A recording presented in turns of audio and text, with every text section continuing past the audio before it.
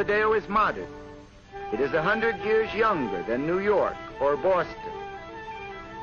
There are few reminders of colonial days in Montevideo, but plenty of evidence that this is the chief city of a dynamic and progressive country.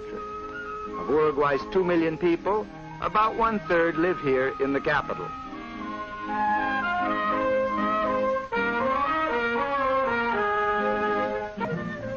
The state-controlled school system reaches every child, even those in the rural areas. Education is free, and it is also compulsory. The government furnishes free textbooks. Later on, these youngsters can go on to secondary school, college, and university, all free, for Uruguay pays the cost of training its lawyers and doctors, its engineers and architects. So here in full swing is Uruguay's other major industry. All of this beef is for export. The best customers are the British. Today, much of the beef before foreign markets for its meat products and its wool, good harbors and easy access to the world sea lanes, these have meant economic progress and security for Uruguay.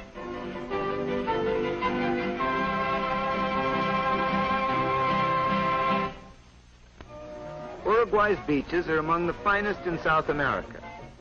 By national law, every Uruguayan is entitled to 2 weeks vacation each year with pay. And a lot of these vacations are spent on the shore. Besides, thousands come here every summer from Argentina.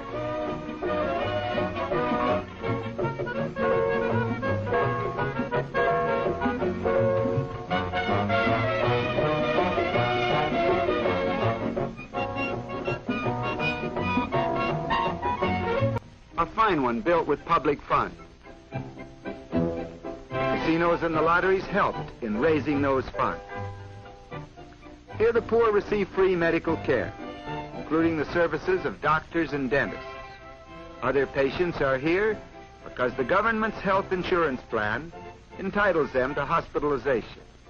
It doesn't cost much to be sick in Uruguay.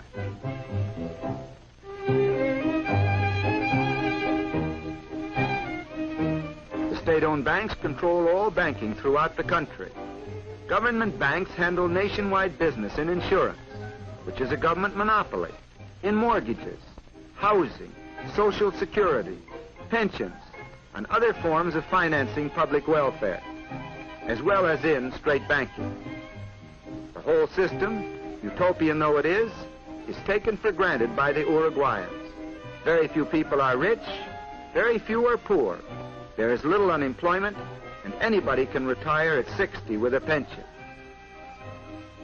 A state-owned theater, a state-owned hotel, the headquarters of the government's unemployment insurance and pension administration.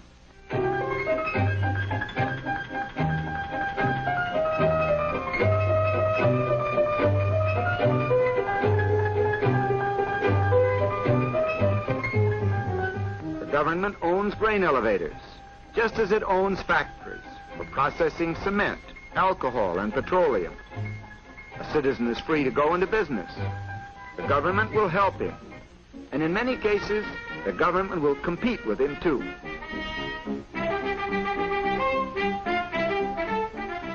Uruguay is well supplied with railroads. Some of the roads are British-owned, and some are owned and operated by the state, which has provided its lines with streamlined diesel trains.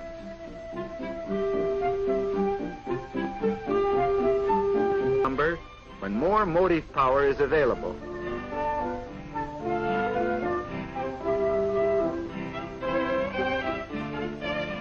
To that problem, the new hydroelectric dam on the Rio Negro is a large part of the answer.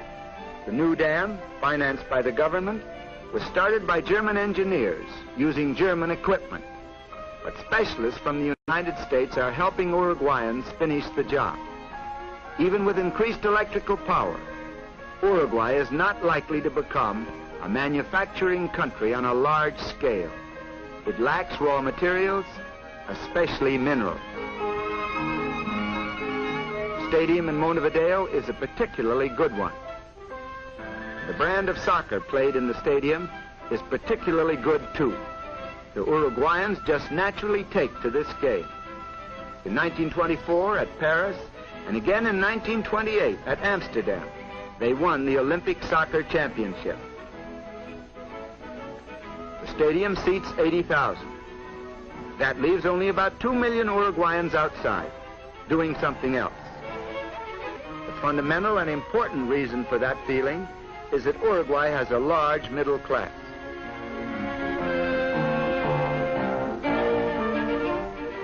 The Senate building, where there has been plenty of proof that Uruguay is a real democracy.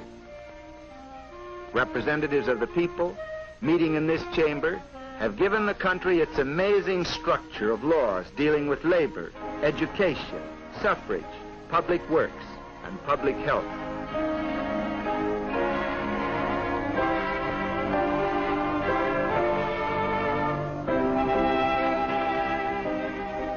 Note that some of the senators are women.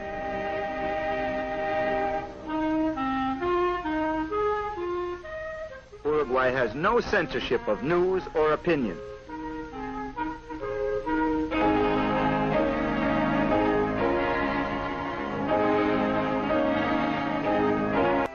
It is an outstandingly progressive and democratic land, and Montevideo is indeed a handsome capital. But in spite of modern skyscrapers and magnificent boulevards, Uruguayans know that the strength of their country has its roots in the soil and pastures of the interior. La República Oriental del Uruguay, to give it the full and official name, is wide, sunlit, and productive. The gauchos and sheep herders are important citizens of one of the most likable of all countries.